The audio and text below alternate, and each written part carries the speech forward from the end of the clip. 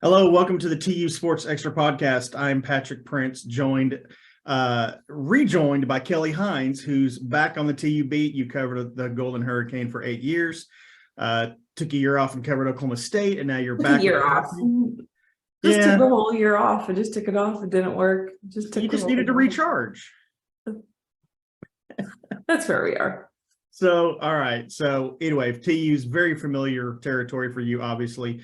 So looking forward to having some good conversations with you on the Hurricane. Let's start with Braylin Presley. You did not get a chance to meet him at Oklahoma State, but at his press conference announcing that he was going to TU, you had a chance to talk to him a little bit. What are your impressions of Mr. Presley? Well, the funny thing about him being at OSU at the same time as his brother Brennan is everyone called him Little BP. And I wonder if he's like glad to not be called that anymore. He's probably just BP. So I think there's something to be said for what he's doing. Like, fans can be upset that players, transfer, but that option is so available to them now that if they're not happy, then like maybe they should go somewhere that they could be happy or could play more, or just be in a different situation. So as annoying as it kind of can be to see everyone hop in the portal and all of that, but I feel like this is a good move for Braylon, and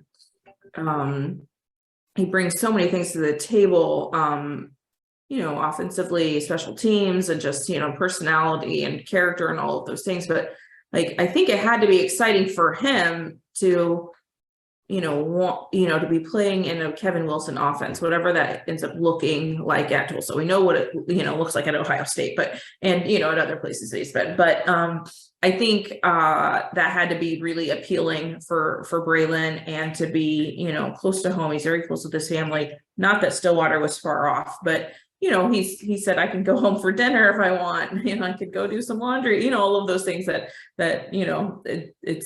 he said that home was 20 minutes away from TU's campus, as Caden McFarland pointed out, or he asked, he's like, what route are you taking to get there in 20 minutes? Because that's like a legit 30 minutes anyway. But he's half an hour from home, and I just feel like he's very content with his choice. Here's Layla.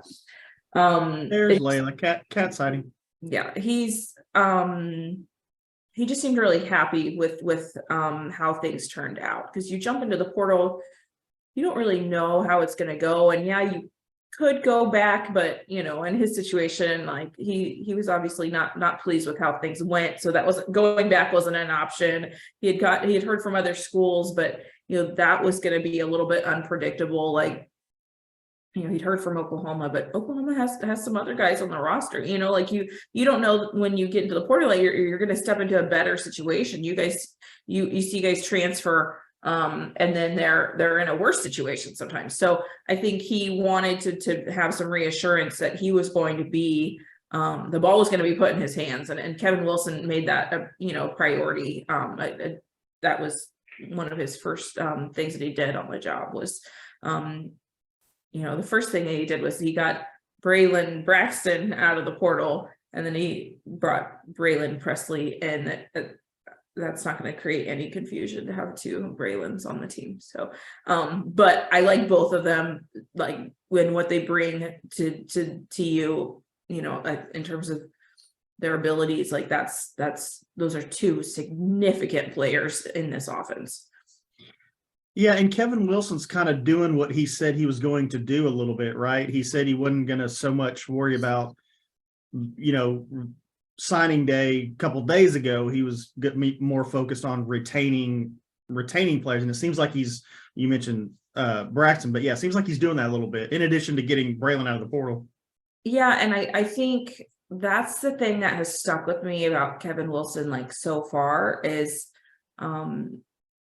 he's just, I think he's being honest with what the situation is, and you coaches will say something, then do something completely different, and you're like, how about that? But he said, like, we're gonna get these guys on board. Okay. And then, we'll work on the other signing day. This is Jenny. she's up for adoption. Can you be cute?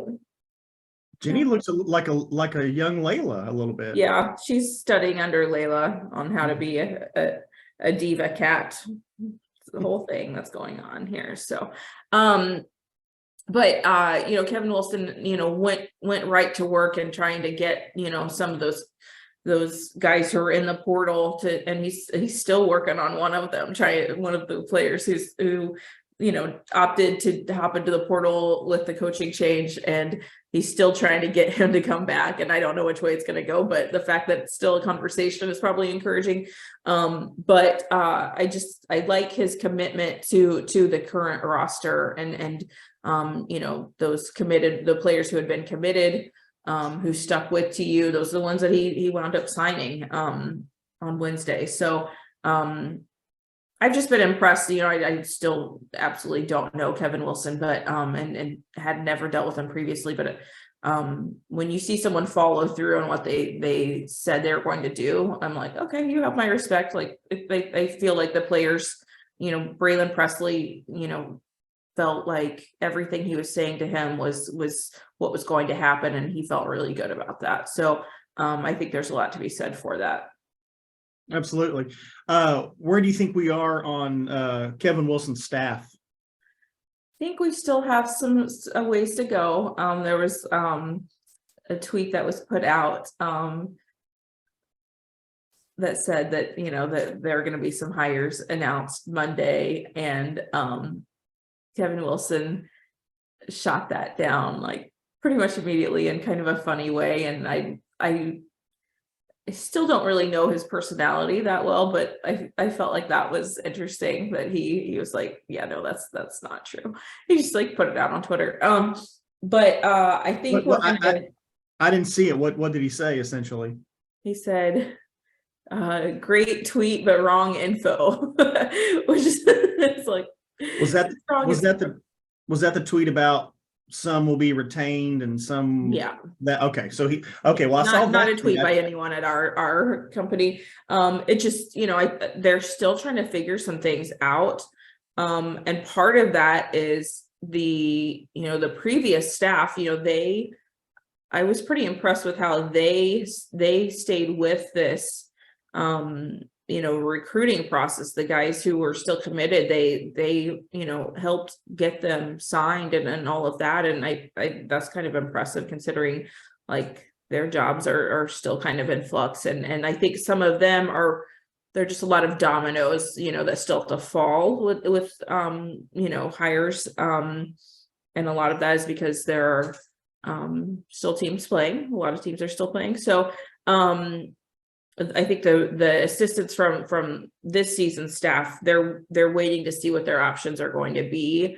I didn't really expect any of them to stay, because it's difficult to go from working for one coach for multiple years and then a new coach comes in and things are going to be done a lot differently. It's just going to be a lot different. And I just expect the program to be run differently. And I think that's a challenge to, work for a new boss and things are just going to be different. So I didn't really expect for the assistants to stay on, but they may be just waiting to see what their options are. So that's some of the holdup, but the biggest holdup is that Kevin Wilson is coaching another team right now. So he's a little busy with that. And that's I wouldn't say that's the priority for him, but that's like literally where he is right now is in Columbus with Ohio State. So I think we'll get through if Ohio State beats Georgia, then this will continue on for a little bit longer. But as soon as Ohio State is done playing, I think his focus will turn to trying to figure out his staff. And I think he's obviously been working on it and there's some things in motion. So I don't think it would take too much longer, after the start of the new year for things to come together. It was a long answer to say, no, he hasn't hired anyone. What are your thoughts on Generic Prince announcing he was going to enter the NFL draft? Yeah, I mean, that was pretty expected, but I Amber Southern. sorry, my phone. That's your phone? That was my phone. I had my volume up.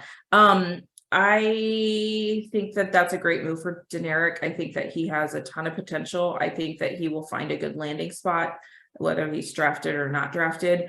I really liked some of the, he did good things in his career at Tulsa. There were times when you probably would have liked to see more of him, but he definitely has ability. And I wouldn't say that I got to know him especially well during my time that I covered him, but I feel like he has all of the tools to be a successful player in the NFL, whatever that means. I think making an NFL team makes you successful.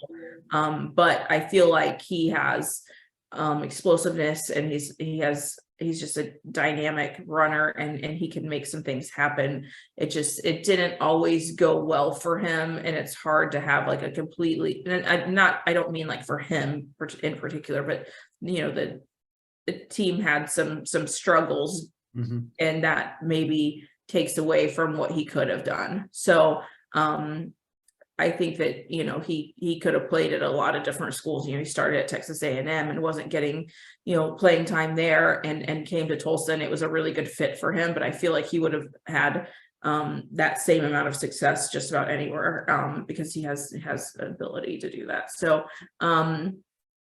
I think it makes sense for him.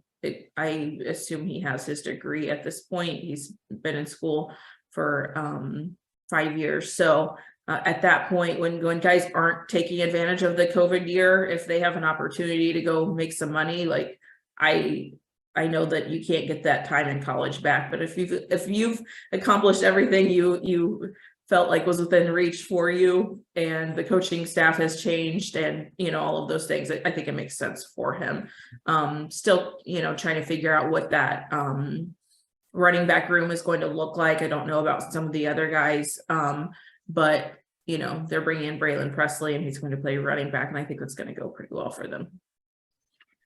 Did it surprise you that Philip Montgomery took a job? I mean, granted he got a pretty good one at Auburn, but I can't remember if you and I were talking that maybe you thought he might lay off a year, kind of regroup a little bit. Did it surprise you? It doesn't surprise me at all. I thought that maybe if the options weren't what he wanted, that he could do that. But I had a coach tell me once that if you take a year away, like you just become less relevant. Like if you're not coaching for a year, it can be hard to break back into it because it's moved on without you. Like, yeah, you're just not, it's kind of like out of sight, out of mind. So I thought that was a great fit for him.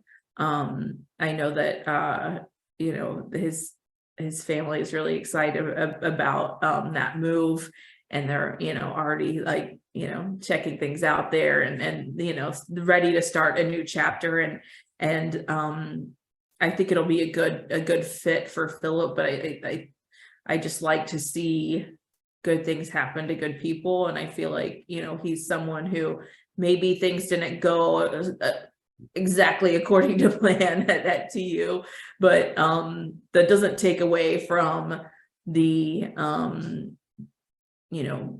value that he had as a coach, and the influence and all of those things that he had on his players. And I think that's the biggest takeaway from his time is how much he meant to those players. And that's something that you're defined by your record, but that's not the full picture. Right.